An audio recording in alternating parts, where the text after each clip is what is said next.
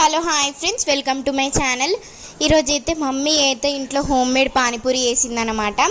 So ఇంకా mummy అయితే నేను స్కూల్ నుంచి వచ్చేలోపే సర్ప్రైజ్గా చేసిందనమాట. సేమ్ కలాకండ్ స్వీట్ ఎలాగో నేను అప్పుడే చెప్పాను, నేను వచ్చేదాకా ఆగమ్మా అని చెప్పేసి. బట్ మమ్మీ అయితే నేను వచ్చేలోపే కర్రీ చేసేసింది, ఇంకా పానీ చేసేసింది. పానీ ఏముందండి, సో ఇంకా మమ్మీ అయితే కొత్తిమీర ఇంకా పుదీనా వాష్ చేసేసుకొని మిక్సీ పట్టేసుకుంది.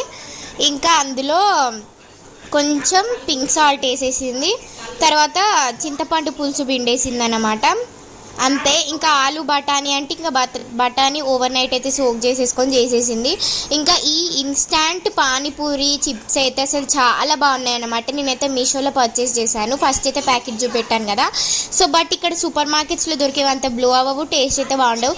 ఇది అలా కాదండి, సూపర్ ఉంది. టేస్ట్ అయితే సూపర్ ఉంది. ఓవరాల్గా టేస్ట్ అయితే మమ్మీ చేసిన వాటితో సూపర్.